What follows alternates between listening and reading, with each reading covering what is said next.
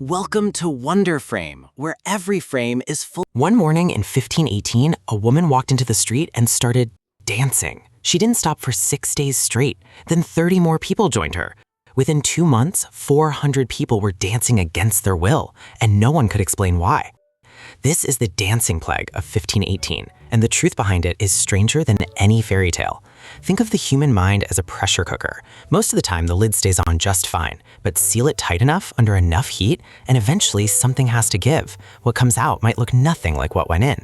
The people of Strasbourg in 1518 were living inside one of history's most extreme pressure cookers. Famine had swept through the region. Smallpox and syphilis tore through families. People were watching their loved ones die and had nothing to eat. The fear and grief were building for years. The lid on that pressure cooker was trembling. It just needed one spark. That spark was a woman named Frau Troffea. On July 14, 1518, she stepped outside her door and began to dance. Not joyfully, not to music, just convulsing, thrashing movement she could not stop. Witnesses said she danced all day.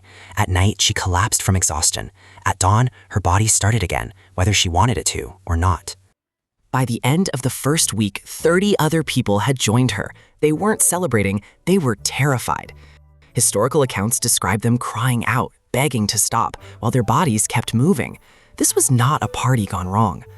By August, the number had exploded to as many as 400 people, an entire neighborhood dancing involuntarily in the streets. Now, here is where the story gets truly baffling. What did the city authorities do about it? They called in the physicians. The physicians examined the dancers and delivered their diagnosis: hot blood. Their prescription? More dancing. They believed the dancers had to sweat the fever out of their blood. Yes, really. So the city cleared out guild halls as dance floors, built a proper stage in the square, and hired professional dancers to keep the afflicted moving. They even paid a band. A full band playing music around the clock to a crowd of involuntary, exhausted, terrified dancers. As you might imagine, this did not help. It made things dramatically worse. The lid on that pressure cooker blew completely off. Here's why that backfired, and this is the fascinating part. By building a stage, the authorities did something powerful. They made it official. They told everyone, this is real, this is serious, this is happening. And in doing so, they invited more frightened, suggestible people to fall into the same state. Think about what was already in that pressure cooker. Years of famine, disease, grief. And one more ingredient, a very specific belief. In this part of Europe at that time, people genuinely believed that Saint Vitus, a Catholic saint, could curse sinners with an unstoppable, compulsive dance. This wasn't a vague superstition. It was as real to them as gravity is to you. And when Frau Troffea started dancing, that belief gave their fear a shape. Pause for a second and think about this. What would you do if you saw your neighbor dancing wildly in the street, unable to stop? Drop your answer in the comments. We want to know. And here is what the science says actually happened next. The leading explanation comes from medical historian John Waller, who calls this mass psychogenic illness, a physical reaction triggered entirely by the mind. Psychogenic means originating in the mind. The symptoms are completely real: swollen feet, convulsing muscles, exhaustion, but the cause is psychological, not physical. Waller argues that years of extreme stress pushed people's minds to a breaking point. When that pressure had nowhere else to go, it burst out through their bodies. And the St. Vitus belief was crucial. It gave everyone in Strasbourg a ready-made explanation for what was happening, and a ready-made way to catch it. Think of it as a psychological virus. One person displays the symptoms, another highly stressed person sees it, and their own mind says, that could be me. Sociologist Robert Bartholomew also studied these outbreaks and noted they almost always strike communities already living under enormous fear and uncertainty. This wasn't even the only time this happened. Dozens of similar dancing manias were recorded across Europe between the 10th and 17th centuries. Entire towns, entire convents, groups of people seized by the same unstoppable movement for days, sometimes weeks. Back in Strasbourg, after weeks of the dance floors and the band and the chaos, the city officials finally tried something completely different.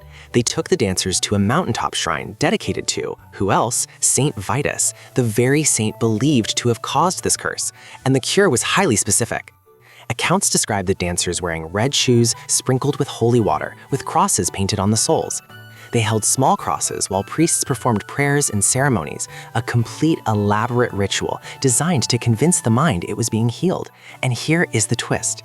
It worked. The dancing began to subside. By early September, the plague was over.